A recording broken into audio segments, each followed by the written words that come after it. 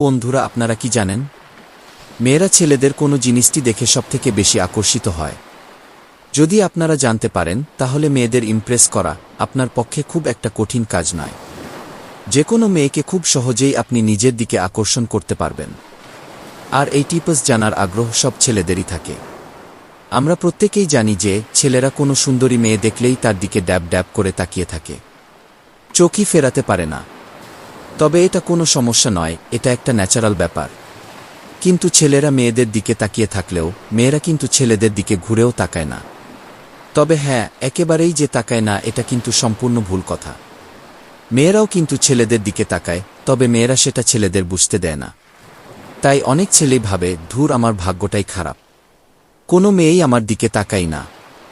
তবে শুনুন, যদি কোনো ছেলে কোনো মেয়ের দিকে তাকিয়ে থাকে, তাহলে ওই মেয়েটা অবশ্যই বুঝতে পারে যে তার দিকে কোনো ছেলে তাকিয়ে আছে, কিন্তু সেটা সে কোনোভাবেই ছেলেটিকে বুঝতে দেয় না।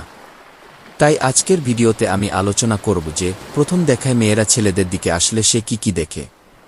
তাহলে চলুন দেরি না করে শুরু করা যাক। 1 নাম্বার দেখে ছেলেটির তাকানোর ভঙ্গি। মেয়েরা নোটিশ করে যে কোনো ছেলে কোনো দিকে তাকিয়ে আছে এবং কিভাবে তাকিয়ে আছে।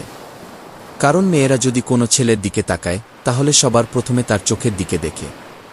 আর কোনো ছেলের নজর খারাপ কিংবা ভালো, মেয়েরা সেটা ছেলেদের চোখের দিকে তাকালেই বুঝতে পারে।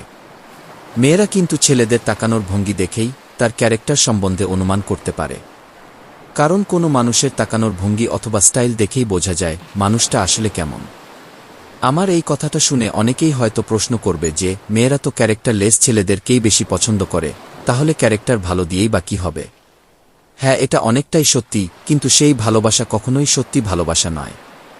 সেটা আসলে ভালো লাগা, এবং সেটা দুদিনের জন্য আসে এবং দুজনের মনকে ভেঙে দিয়ে চলে যায়। 2 নাম্বার, পোশাক পরার ধরন। যদি কোনো ছেলে সুন্দর ড্রেস পরে বাইরে বের হয়, তাহলে কোনো মেয়ে অবশ্যই একবার হলেও ওই ছেলেটার দিকে তাকাবেই। আর হ্যাঁ, আপনার পোশাকের সঙ্গে হেয়ার স্টাইলটাও নোটিস করে। কারণ কোনো ছেলের হেয়ার স্টাইল আর পোশাক দেখে অনুমান করা যায় ছেলেটা রুচিবোধ আসলে কেমন। তাই সব সময় চেষ্টা করুন কোথাও যাওয়ার সময় বা বাইরে বেরোনোর সময় সুন্দর ড্রেস পরে যাওয়ার চেষ্টা করুন। আর মাসে একবার হলেও অন্তত মাথার চুলটা কাটুন। 3 নাম্বার, নিজের যত্ন নেওয়া। মেয়েরা এটাও নোটিশ করে যে আপনি নিজের যত্ন নিতে পারেন কিনা।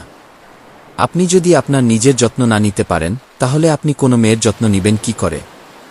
আর তাছাড়া নিজেকে সুন্দর এবং পরিপাটি করে রাখলে নিজের মধ্যেই একটা কনফিডেন্স আসে। 4 নাম্বার, আপনার ব্যবহার।